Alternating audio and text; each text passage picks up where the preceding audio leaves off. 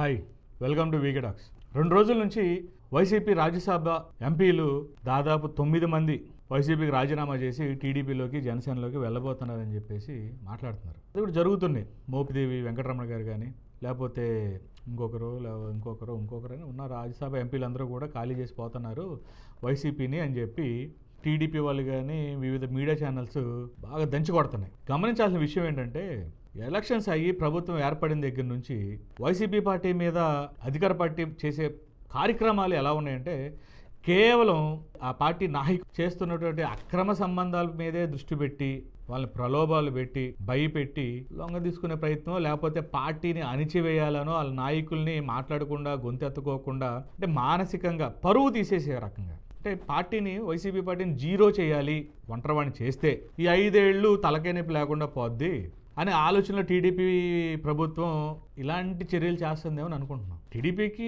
అత్యంత భారీ మెజారిటీ ఉంది కూటమి ప్రభుత్వానికి. ఇప్పుడు ఆ పార్టీలో వాళ్ళని ఈ పార్టీలో వాళ్ళని తీసుకోవాల్సిన అవసరం లేదు.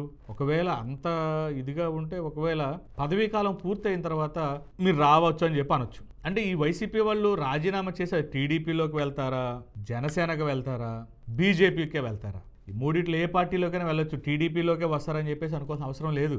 రాజ్యసభ ఎంపీలు అందరూ కూడా 5గురైనా 2 వాళ్ళు జనసేన లేదా బీజేపీకి వచ్చే అవకాశాలు ఉన్నాయి. కానీ టీడీపీలో జాయిన్ అయ్యేదానికన్నా టీడీపీ ఇప్పుడు ఆ పని చేయదు. టీడీపీ ఒకవేళ చేస్తే కనుక తలకు మించిన భారం అయిపోద్ది.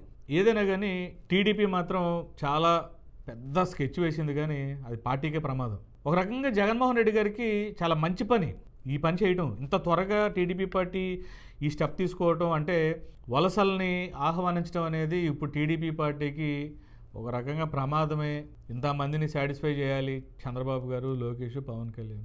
ఉన్న వాళ్ళనే కాకుండా కొత్తగా జాయిన్ చేసుకునే వాళ్ళందరినీ కూడా ఆడించాలి, బొమ్మలాట ఆడించాలి. కానీ జగన్మోహన్ రెడ్డి గారికి ఇలాంటి నాయకులందరూ బయటకు వచ్చేస్తే వచ్చే కాలం అంతా బ్యాటింగ్ ఆడతారు టీడీపీ ప్రభుత్వాన్ని. ఖచ్చితంగా అది ఎత్తి చూపించడానికి అప్పుడు కారణాలు ఉండవు, ఎత్తి చూపించడానికి లోపాలు ఉండవు. ఇదిగో ఈ నాయకుడు ఇలాగా అని చెప్పి అప్పుడు బలపడే నాయకుల్ని బయటికి లాగడానికి టీడీపీకి అవకాశం ఉండదు.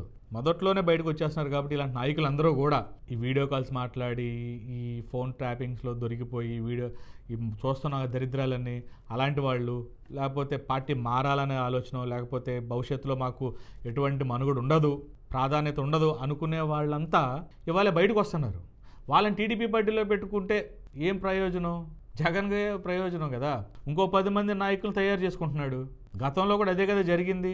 మీరు 2014 నుంచి 19లో అంతమంది నాయకుల్ని మీరు లాక్కోవటం వల్లే జగన్మోహన్ రెడ్డి గారు 2019 ఎలక్షన్కి వచ్చేటప్పటికి అంత బలంగా తయారయ్యారు.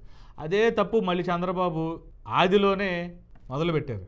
మరి ఆ సలహాలు మీకు కూడా సలహాదారులు ఎక్కువయ్యారా? ఇట్లాంటి పనికిమాలిన సలహాలు తీసుకుంటే టీడీపీ పార్టీ త్వరలోనే, ఎక్కువ సమయం కూడా పట్టదు వైసీపీ పార్టీ వాళ్ళు బ్యాటింగ్ చేసుకోవడానికి మీతో. అది గమనించండి. బాయ్.